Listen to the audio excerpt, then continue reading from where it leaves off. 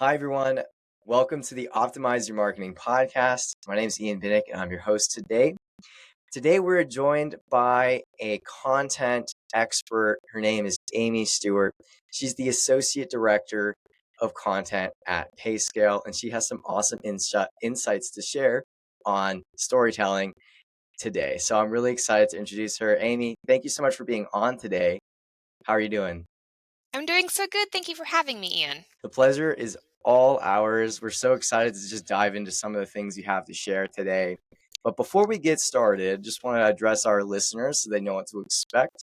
So, in terms of questions we're going to be asking Amy today, we're going to be asking her about some of her priorities as the director of content at her organization. What do those look like? How does she allocate her time appropriately? After that, we're going to get into some of the strategies that she uses to grow some brand awareness for the organization she serves.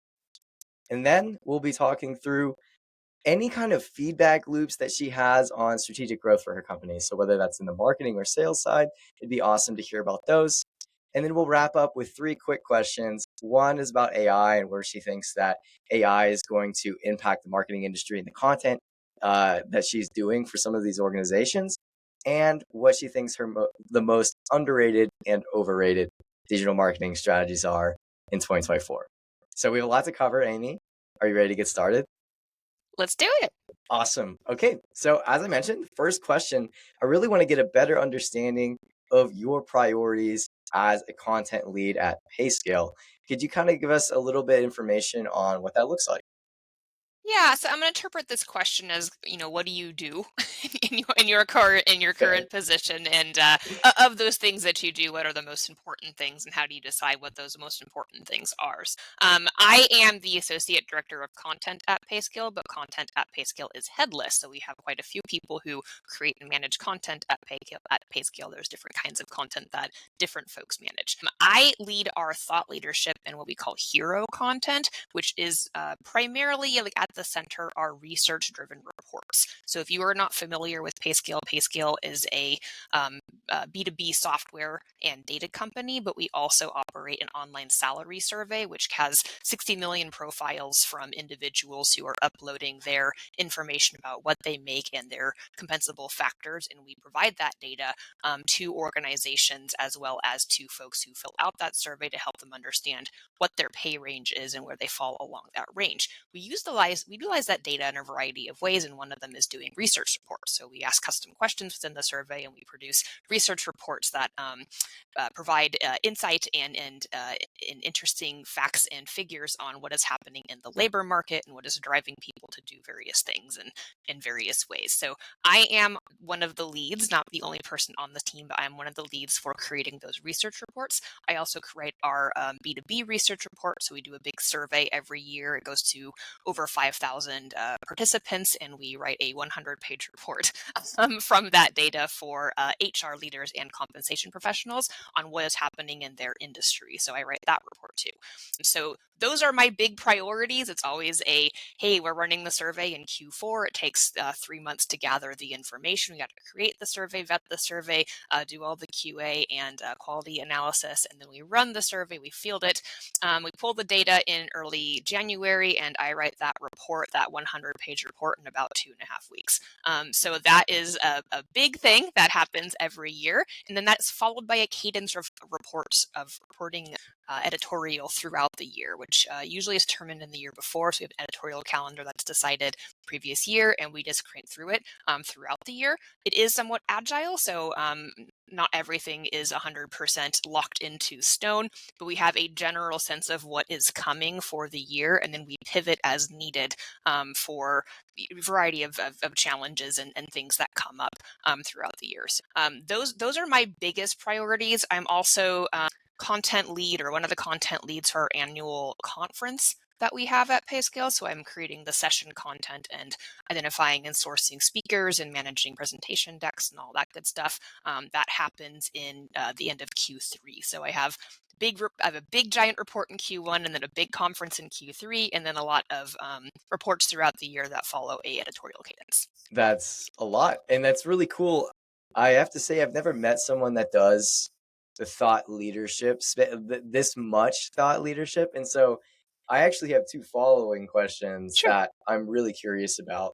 The first one was, how do you guys distribute those reports? Is it through email primarily, or are you guys just doing like a I'm sure there's like a full funnel digital campaign behind this, right? Yes, there's an integrated marketing approach. I am not on the demand gen team. I do collaborate with members of the demand gen team. So yes, we do have an email database with like 500,000 contacts. Yes, we do have social media channels where we push we push various messaging. We have a PR program which I am more intimately connected with because I write the key messaging for all the reports that go out and review the press releases and make sure all the data is correct and work with our PR coordinators on gathering press, and we get somewhere in the range of like billions of impressions on just through PR. There's a lot going on, and there's advertising, and there's someone that manages our social media marketing. I always love to talk to other marketers because I feel like marketing looks different in every company that you talk to. Before I worked at PayScale, I was at a company that had a marketing team of like 3 people. So it's very different when you are a very small organization and how you can be small but mighty versus a larger organization. There's a lot of coordination and a lot more specialization in who does what. So there is a whole cadence for the demand gen side of things, but I really don't touch that except as a collaborator and as an assist for the folks who are managing those campaigns. Billions of impressions is wild, but makes sense. I mean, it's a 100-page report, and you guys are a thought leader in the space, so The impressions and as a UVM. So in PR, when we talk about impressions, we mean like if you get a placement in the Wall Street Journal, how many people read that newspaper holistically, not how many people saw your particular piece. So that is an okay. aggregate of all of the readership of the press that you are getting placements in. That's cool. I've actually never heard it mentioned that way, but again, this is just like a separate side of the marketing world that I'm not super well versed in. So that's really cool to learn that. Amy, second question on that first answer you gave was like, how do you guys measure success from that report? Because I That imagine there's so much data that you're getting, right? So how are you changing it every single year based off of the data that you're getting back? I don't know if I am authorized to answer that question on this That's fair. podcast in detail. I mean, I can say that we have a variety of tools that we use, and our, marketing operations team would be the better team to answer that Mhm. question within PayScale. It's very interesting to me because, again, I came from a small marketing team where I was controlling kind of everything, creating the strategy and the execution and the promotion and the measurement. And at PayScale, all those things are divided. So I like the measurement is so far removed from where I am. And it's happening, and I know it gets filtered up to leadership, and they make decisions about things. But like sometimes I don't even see it. It's That's very fair. interesting. Yeah, no, and I was kind of expecting that response too, because I mean, I've worked in like big, large marketing corporations before. I worked at a company called NCR, and I guess, like a way that they measured their thought leadership, right, was through like social listening tools.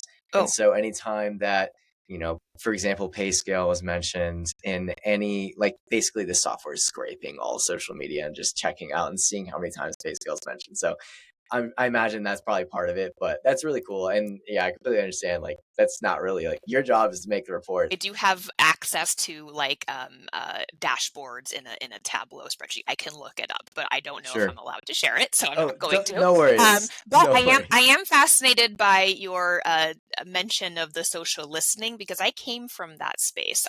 I worked for a company called Visible Technologies, which got bought up by Cision many years ago. Online reputation management space, which was where I couch social listening, and I would love to do more of that. That to me is fascinating, like hearing you talk about how there are organizations that are measuring conversations in online spaces and then making decisions about how well they are doing based on the uptick in those conversations. We do measure like mentions within media, like traditional media, which is part of that aggregate within PR. But I think the social listening piece is kind of niche. And there's a really interesting, fascinating space there that would be really fun, I think, especially if you're doing the kind of research driven thought leadership that I'm doing to see, like, oh, did people read this report? Did it change their mind about something? Yeah, would love to hear more That's of that. cool. Well, let's move on to the next question. Sure. if you were coming in as a consultant to maybe it's like a middle market company, and they were they wanted you to become, or they wanted to become a thought leader, right? Sure. And you were saying, hey, like this is how you do it. What would be your strategy to get started and get them on the right track to becoming a thought leader in their industry? I love fantasy scenarios because you can kind of go anywhere with them. I will answer as if all of these things are true, which they Sure. would may not be in like a tangible situation, but it really helps to say something that is new, something that is original, that is unique, and something that is valuable to the audiences that you're trying to reach. What I don't recommend for at least a thought leadership program, maybe it has a place in content marketing, but as a thought leadership program, you don't just want to spit out lots of kind of small bite-sized content that is just derivative of other things that already exist and are out there. I think to truly be a thought leader, you have to be doing something that is proprietary and that is fresh. And so if a major publication isn't going to pick it up and run a story on it, you're not really producing thought leadership. You may be producing valuable content, but you're not necessarily producing thought leadership. So to me, thought leadership is more aligned with journalism than other types of content is. At PayScale, we have proprietary data to be able to generate those reports. If you don't have proprietary data, you have to come up with something else that is fresh and original. So either you're going to be paying market research companies to help you, run unique surveys to answer unique questions, which can be expensive but can be worth it, or you're going to have to come up with unique insights that no one else has. And so at the company I worked at before PayScale, we didn't have data, but we did have consultants. And so those consultants were able to deliver, articles to the press, unique spins on case studies within projects that they were leading. And we were able to turn their lived experience into thought leadership based on their expertise and knowledge, which was unique and proprietary and fresh and interesting and valuable. So that's really where it begins is what kind of content is this, and is it something that no one's seen before? Is it useful to them? And some kind of challenge that they're looking to solve. I love that you're like, hey, it has to be something new, like something that someone hasn't heard of before. It's actually kind of interesting. So inside of our agency, we're trying to do a little bit of thought leadership. And so we've invested in some like internal scraping tools that will allow us to scrape Google ad competitors and understand, as far as like the tech industry, or specifically speaking, like in the cybersecurity industry, we're getting a better understanding of like who is spending the most, what are they selling, like which ads, like what is their angle in their ad copy. And we're starting to write posts about this and include it in our newsletter. So we're kind of taking a similar approach. You have to do some first party research, right? Another thing that we're actually doing too, which is kind of interesting, is you mentioned surveys. Something like really easily you could do this is to, and any organization could do this, is to send emails, like mass send emails to their ICP, ideal customer profile, and say, hey, we're interviewing X ICP. And so far, like 50% of them have said X or Y or Z, whatever you want to say. We're curious, what are your thoughts on these two questions? Can you give us a quick answer? And that kind of like, I guess you could say like cold email actually delivers pretty high response rates, because I think people are interested in giving their opinion, especially as they've matured and they've been in their position for a long time. They want their opinion to be heard. So I think it's really cool. And I just wanted to throw those two strategies out there that you mentioned, the high level approach. I have some tactics, I guess, in Oh, I order to mean, do that. I So would consider that qualitative research. So there's two Mhm. types. There's quantitative research and then there's qualitative research. Or the quantitative research, you need to have a data methodology. It needs to be statistically viable numbers that you're getting from the survey that you're sending out. The qualitative research is more like what you're talking about, where you're sending out a questionnaire and people are Mm, responding with free form answers, and you're using those free form answers to develop insights into how people are solving challenges based on the expertise and their perspective that they are supplying. That's not that different from like a focus group, which is not a new concept in marketing. It's just digitalized. So I think you're doing something that has been done, but you're doing it in a new and interesting way, which is more accessible. And I think something that people value being asked to be a part of, especially if they have a good relationship with your brand. true. That's awesome. Cool, Amy. I wanted to go into the next question now, because we've talked about, what your priority, where they lie, and we've talked about some strategies, but I want to get into like how does the content you're doing relate to the strategic growth of PayScale? Again, we've kind of talked about how you're not really in the numbers, so that's okay. But I'm curious, are there feedback loops in for the rest of the marketing team and perhaps even the sales team that are active in this kind of content that you're building? We're all pretty closely connected through a variety of communication channels. So I do have access to, for example, Gong, where I can listen to sales calls with customers if I have a mind to. We use, I think, Cran for competitive intelligence, so I can look at that for insights to see what our competitors are doing that maybe we're not doing, but customers are reacting to, which can be interesting. I also try to, talk with customers just as much as I can. And I think that that is something that not enough marketers do.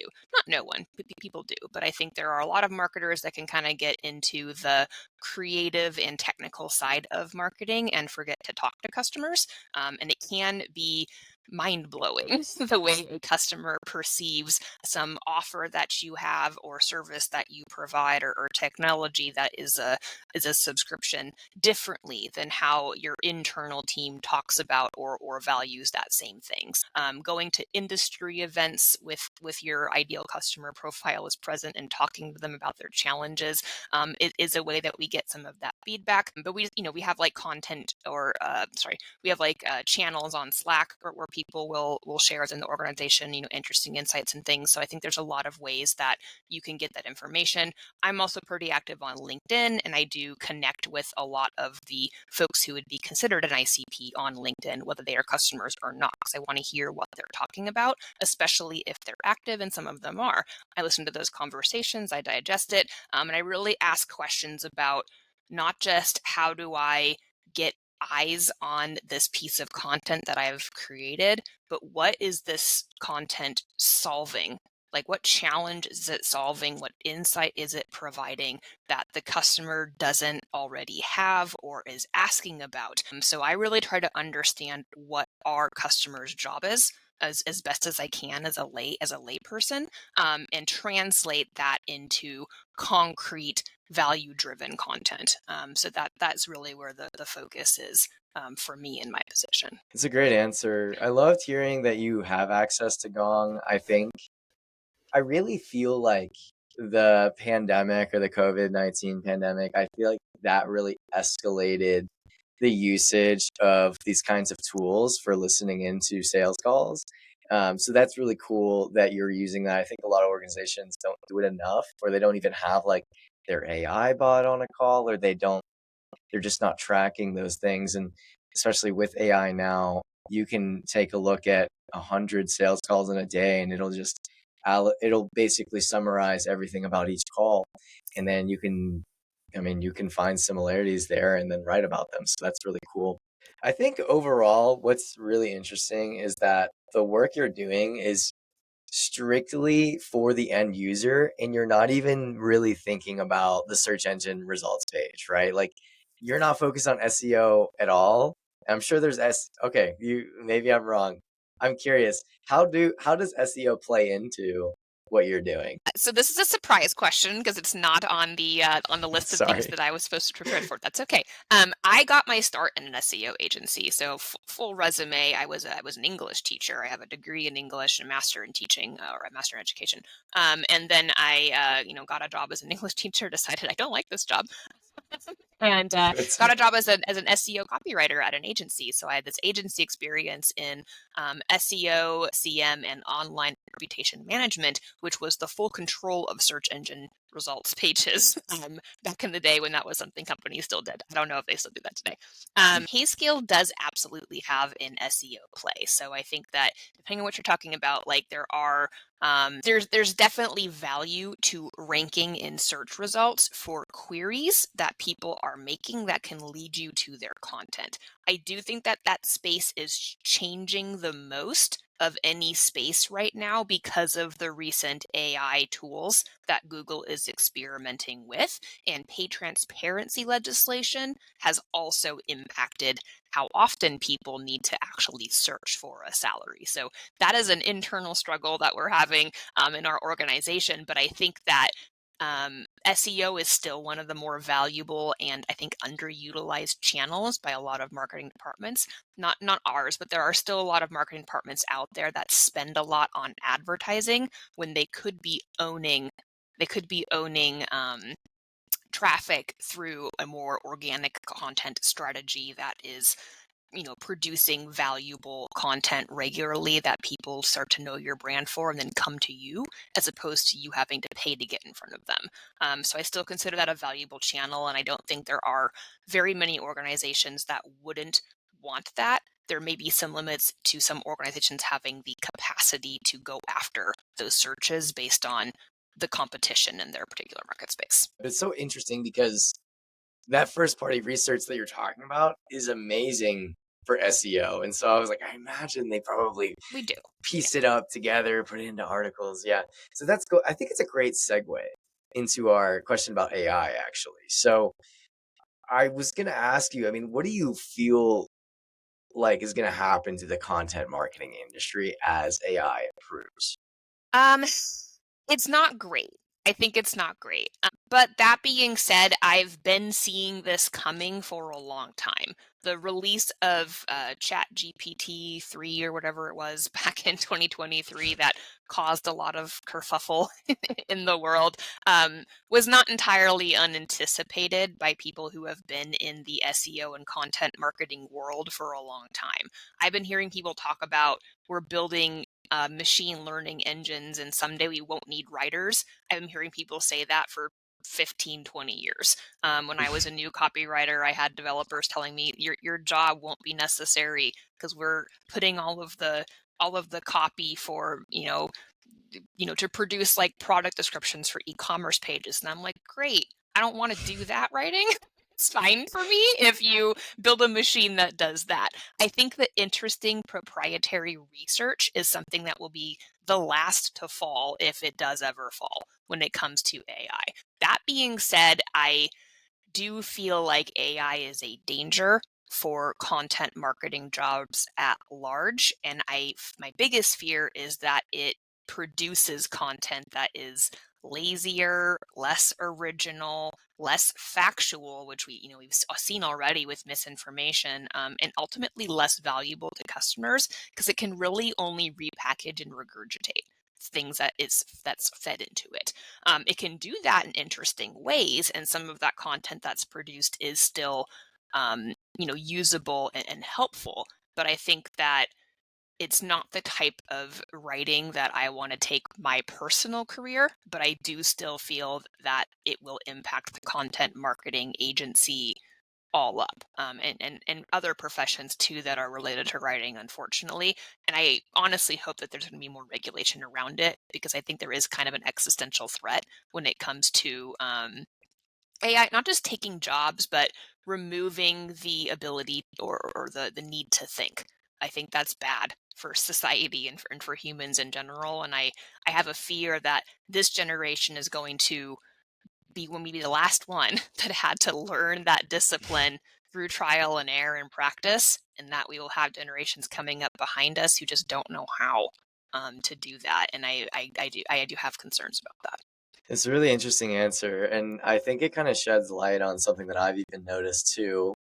As as an agency, we're viewed as like somewhat thought leaders too, in terms of like staying cutting edge with what's going on in the SEO space and what's going on in the demand gen space. And it's funny, some of the questions in like a consultancy capacity we get asked from older generations that they are tech savvy, but they're not super focused on AI right now as much as like you or I would be, right? As that's like primarily something we need to be focused on and understand about. And they'll ask me questions like, can't we just like we don't need a content marketer anymore. We can just have AI. Like, can we just get an automation set up and it feeds them a prompt? And it's always a tough conversation because it also comes down to, it's kind of a tough market for some people and they want to cut costs as much as they can. And they're like, oh, we don't need content anymore. Let's just get an AI. And it's Yeah. not how that works. It's such a hard conversation. But I think it takes someone like you who's extremely deep into the profession to understand and kind of relay that information to other people is,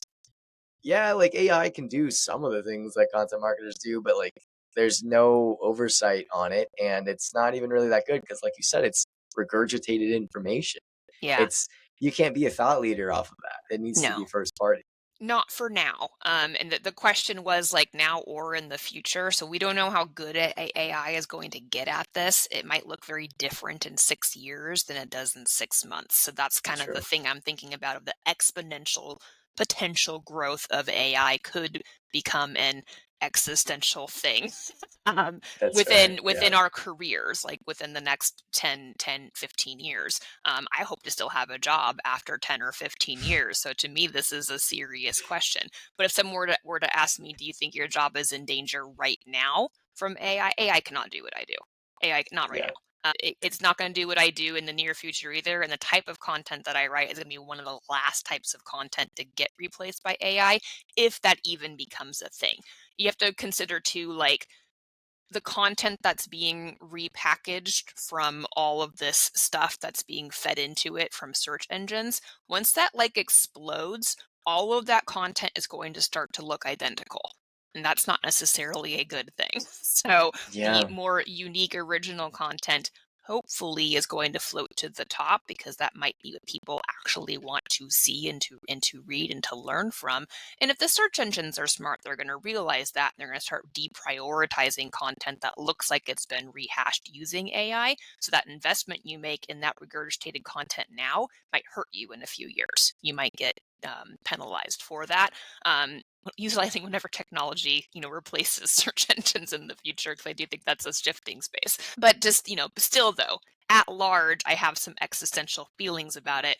In the Industrial Revolution, there were a lot of positions that were eliminated from machines in a similar fashion. You used to have, hand, like people who wove by hand, farmers that planted by hand. Those types of skilled professions disappeared with the impact of machines being able to do that work. And there is a kind of repeat element happening now with knowledge workers.